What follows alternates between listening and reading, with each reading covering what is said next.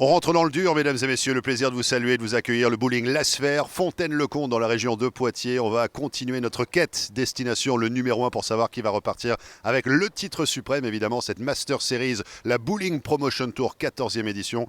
2 candidats, mais une seule place pour continuer à progresser. Lequel de ces deux va continuer cette aventure pour peut-être affronter le meilleur des meilleurs qui nous attend en première position? C'est ce qu'on va découvrir tout de suite.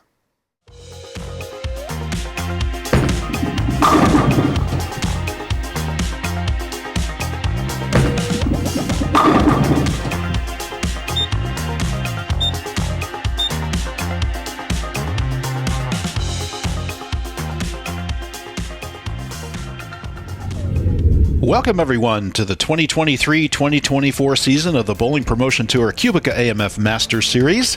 This is our 11th of 15 matches we'll be bringing you as part of this stepladder.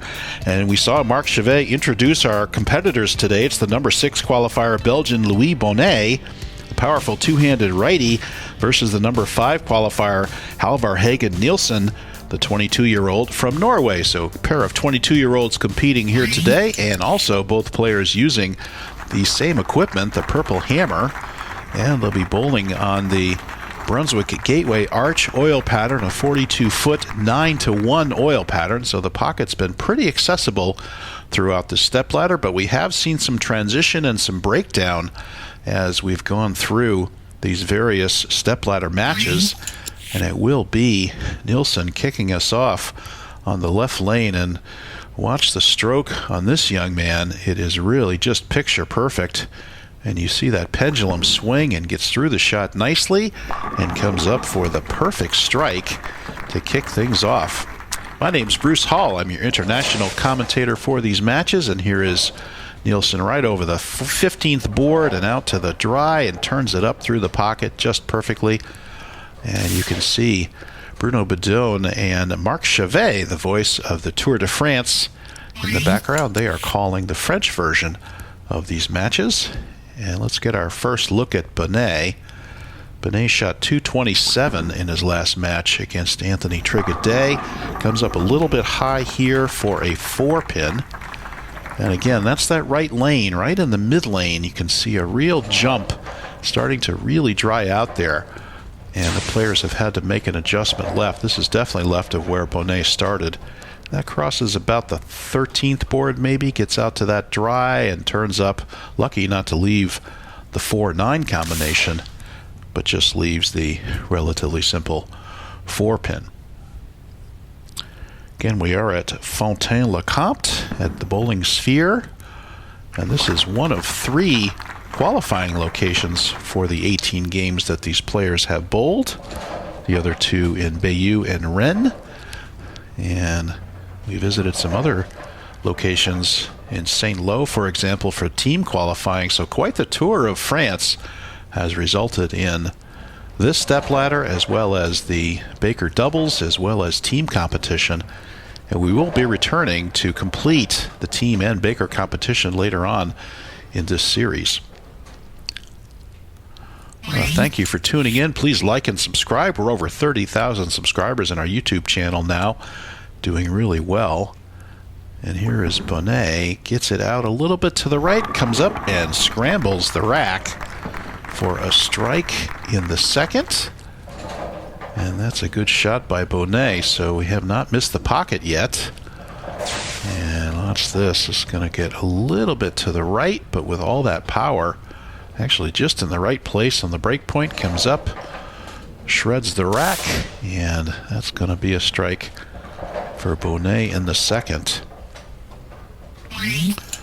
Nilsen, the number 5 qualifier, averaged 219 in his 18 games of qualifying.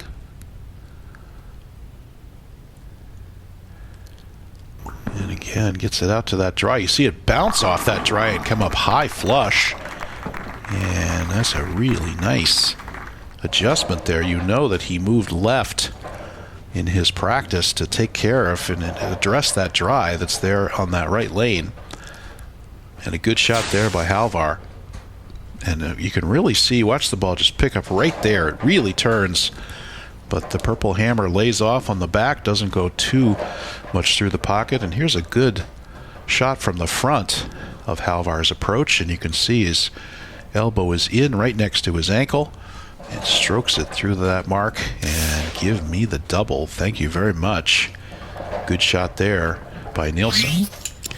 Can he make it 3 in a row? On this left lane, and he got around it just a little bit to the right. Comes up late for the week 10, and this is the classic late to the pocket. 6-pin doesn't do its job, lays in the channel. Let's watch, see how far this ball gets out to really maybe the 6 or even the 5 board. Comes up and you see the 6-pin there lay in the channel, and will not give him the triple. Still a good start by Nilsen, and he's got the 9-pin lead as we move into the third frame. I'd like to thank QubicaAMF for signing on for a 3-year sponsorship for this Masters stepladder, and no trouble covering the 10-pin there for Nilsen. And indeed, so we will be seeing these matches for years to come. And if you're interested in touring France and being part of this qualifying and perhaps getting on TV, check out the Bowling Promotion website.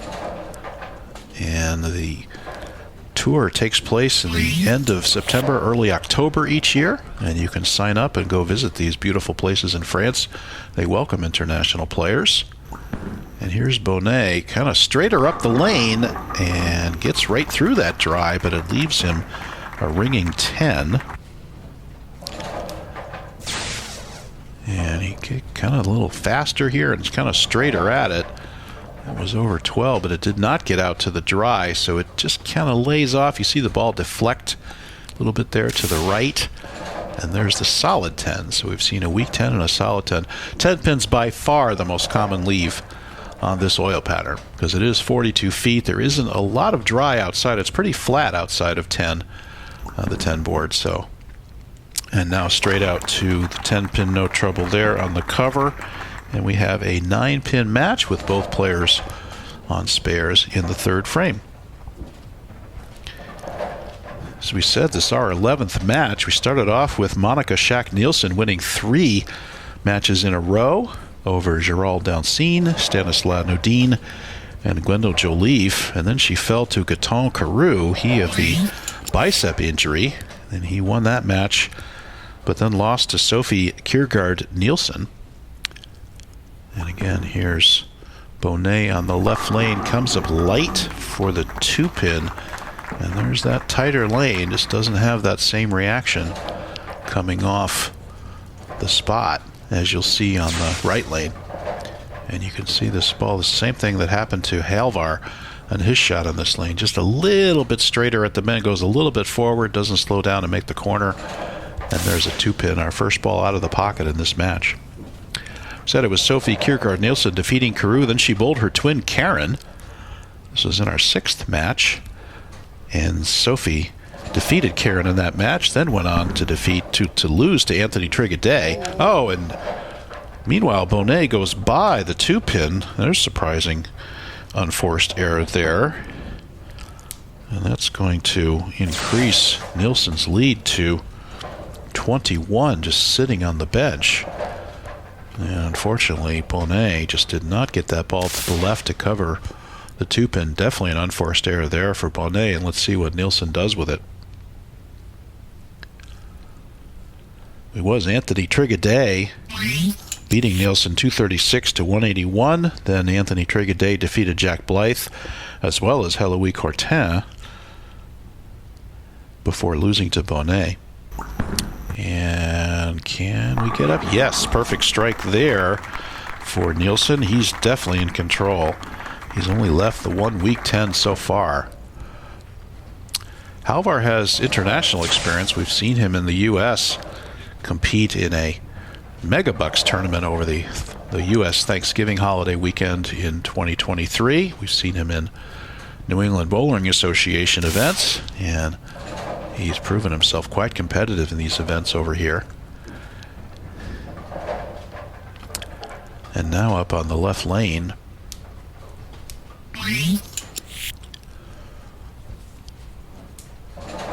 Can he double up and jump on that open by Bonnet?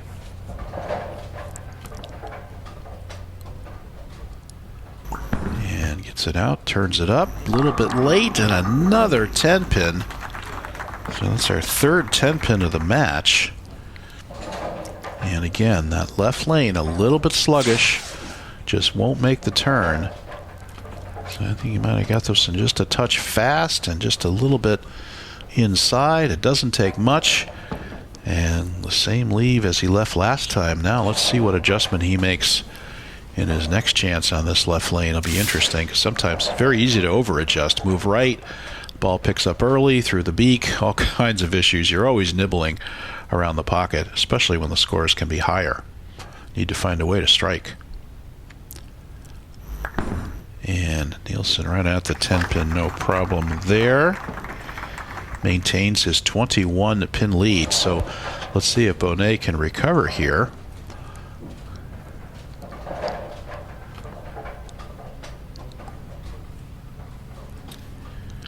Louis Bonnet, a regional champion in 2023. He was the FFB champion in the men's category of scratch in 2022. He's the Belgian youth champion in 2018 and in doubles in 2017. So Bonnet with and there's another ring 10 for Bonnet. Unfortunately, he's got 5 shots, just one missed the pocket. He's only got 1 strike to show for it, so can't figure out the carry on this gateway arch oil pattern. And again, we've seen that all along. People have been nibbling around the pocket, and it's those that figure out how to strike, especially later in the game, which we saw Trigaday do so well in his matches. And here is Bonnet, waste no time, goes after that 10-pin, no problem. And again, we stay at a 21-pin match halfway through.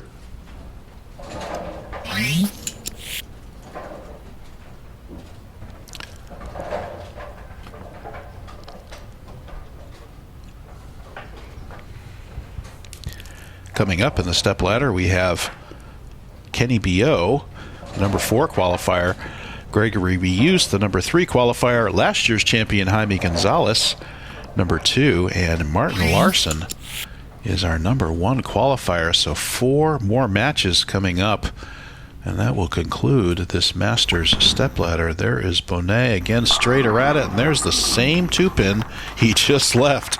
So we've seen 2 weak 10s on the left lane back-to-back by Nilsen. We've seen 2 2-pins on the left lane from Bonnet, and again, the left lane playing tighter. In other words, more oil, not hooking as much, doesn't get the corner.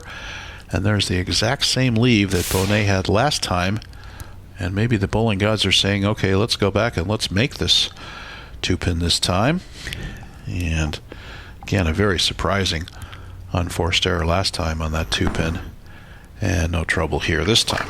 So, but unfortunately, Bonnet in 6 frames only able to strike once. Again, we will have the team championships coming up. It's Team Sirius versus Team Worlds coming up, and we also have Baker mixed doubles finals coming up on the same YouTube channel. So if you haven't liked and subscribed, please do so. We're over 30,000 subscribers, doing really well on our YouTube channel. And of course, Bruno Bidone, the most excellent host and producer of these matches. There is Halvar right out to the dry. Look at that perfect angle to the pocket. And Nilsen really in command of this match, unless Bonnet can figure out how to strike here on the back end of this match. It will be Halvar Hagen Nilsen moving on to take on Kenny B.O. next. And there is right over the 3rd arrow. Boy, he just splits his mark and shreds the rack. Perfect shot by Nilsen.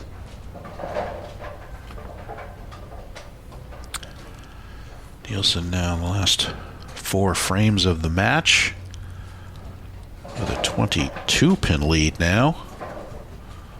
Can increase it to 32 with a strike here. Back-to-back weak 10s. Let's see what happens here.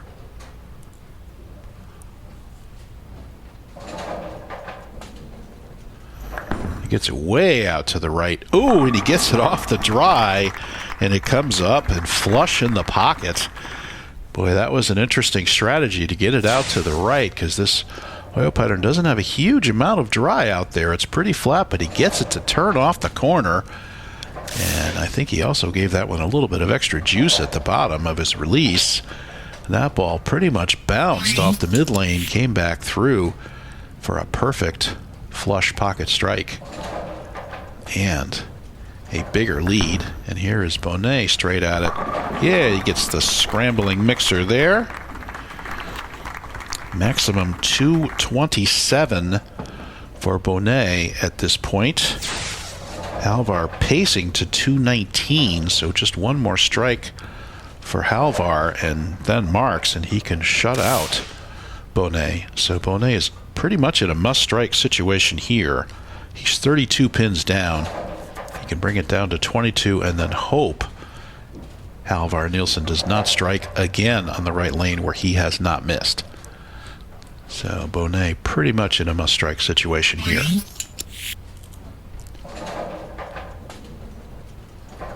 And that two-handed style, you get that power right up the dry, and another two-pin.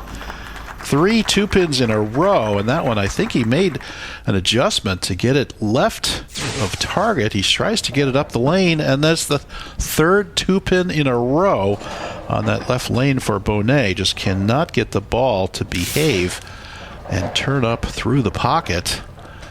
And unfortunately, it's not so much that he avoided the split, it's that he cannot double.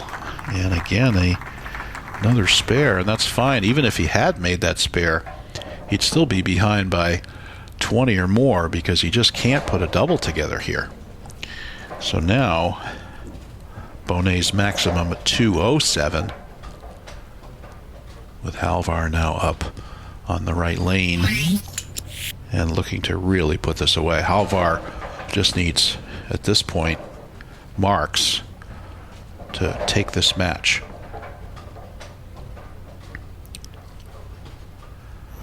And again, gets it out to the dry. You see it come off that dry, and it just goes perfectly through the pocket. And that will pretty much do it. He could just about have 2 opens here and still give Bonnet more than he could handle, but there's the right out. You see it. Watch it pop off that dry. Comes perfectly through the pocket. Halvar working his break point expertly here. Just those 2 weak 10s in the 3rd and 5th frame. And he got one way to the right on this lane. Got it to recover, come up and flush. And let's see what Halvar does here.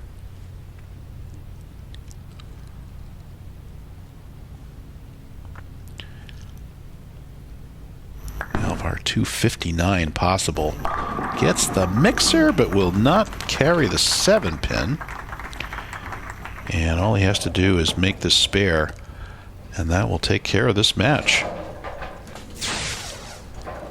And again, he doesn't quite get it as far right, so he doesn't pick up the dry, but it does get to the pocket. Could have gone, but sometimes you see that late mixer yield that 7-pin. And this for the match, if he can convert this 7-pin here for Nilsen.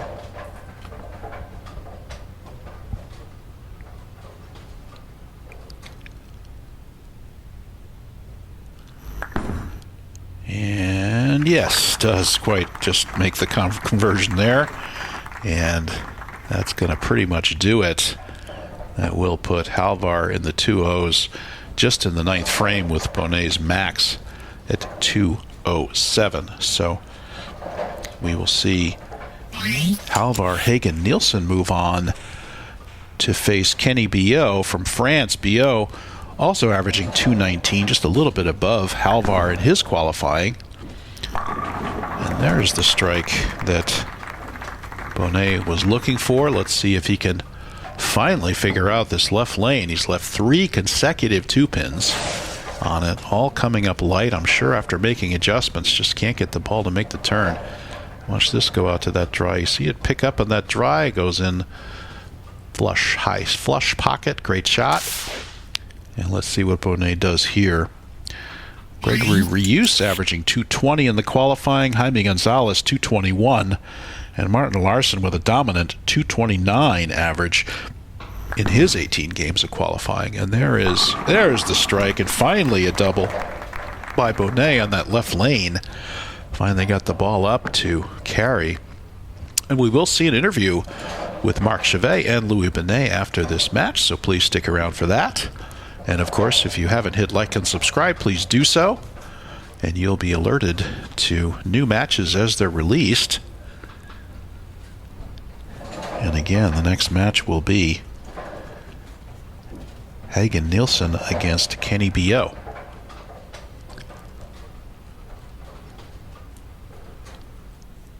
And Bonnet, can he put another one together? That was left, but he does get the mixer. He pulled that one up the oil, and it went down the lane, and now the strikes are coming for Bonnet. He needed these earlier in the match, and unfortunately those 3 light hits on the left lane, leaving that 3 consecutive 2-pins, did him in to the striking of Halvar Hagen Nilsen, who has a double and a triple in the match, and a possible 238.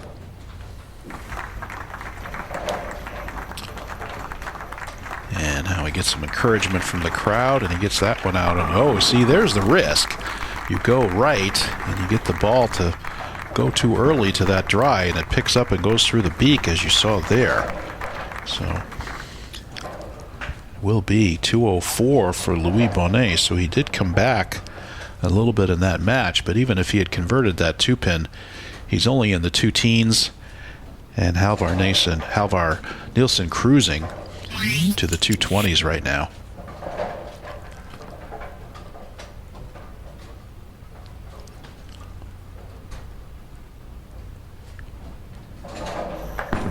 Yeah, a little bit of a victory lap for Nilsen. He's not gonna. And does he get the roll on the 8-pin? No, he gets the light mixer, and leaving just the 8-pin. We'll see if Halvar decides to try anything different here. Sometimes when you've locked up a match and you know you have another match coming, you might try a different ball or try to do a little different line change or something like that. We'll see if Halvar does anything like that to prepare for his next match against Kenny B.O., the Frenchman. Instead, he just simply covers the 8-pin there, and Nilsen will be in the 220s. Just those 2 weak 10s, and that mixer 7. So really just light hits on the left lane is the only time that Halvar has missed.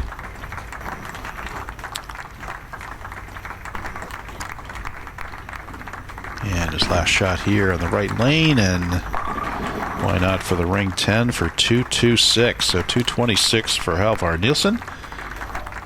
Hagen Nilsen, and it will be the interview now with Marc Chavet and Louis Bonnet. So good match there. And here's some highlight shots from Halvar. This on the left lane. That was one of his earlier shots in the match, and dead flush there. Thanks, everybody. I'm Bruce Hall, and we will see you at our next match on this same YouTube channel. And again, stay tuned for the interview between Marc Chavet and Louis Bonnet.